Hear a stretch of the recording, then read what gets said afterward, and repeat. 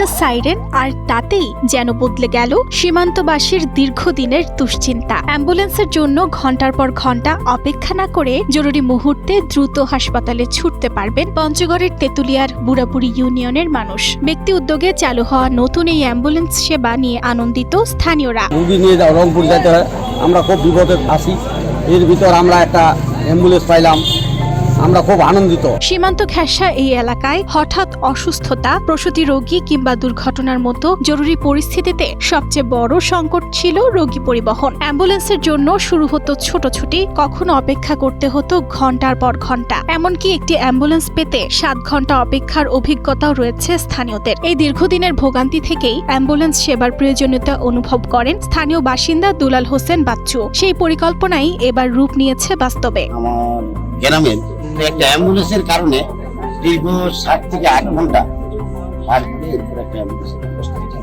তখন থেকে আমি আস্তে আস্তে পরিকল্পনা করি যে একটা অ্যাম্বুলেন্স এখানে অত্যন্ত দরকার।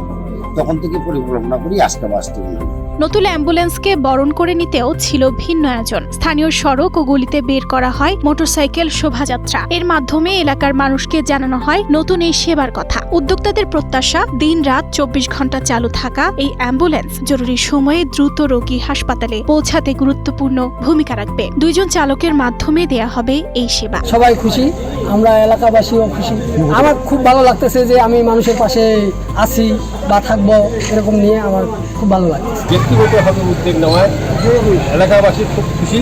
এইরকম যদি উদ্যোগ নেয় হয়তো সমাজে আরো উন্নয়ন হবে। রংপুর সহ দূরের হাসপাতালে রোগী নিতে গিয়ে এতদিন নানা ভোগান্তিতে পড়তে হতো সীমান্তের মানুষকে। এখন সেই দুর্ভোগ অনেকটাই কমবে এমন প্রত্যাশা স্থানীয়দের। দূর দূরান্ত রাস্তা যাইতে পাই নাই, চিকিৎসা সেবা পাইনি, এখন আল্লাহ আশা করা যায় আল্লাহর রহমতে এখন তো গাড়ি পরিষদে থাকবে বা আমরা এখন চাইতে পারবো, এটাই আশা। জনগণের সেবায় নিজেকে নিয়োজিত করতে পেরে খুশি উদ্যোক্তা দুলাল হোসেন বাচ্চু। তার এই উদ্যোগে দীর্ঘদিনের একটি দাবি পূরণ হলো বলে মনে করছেন এলাকাবাসী।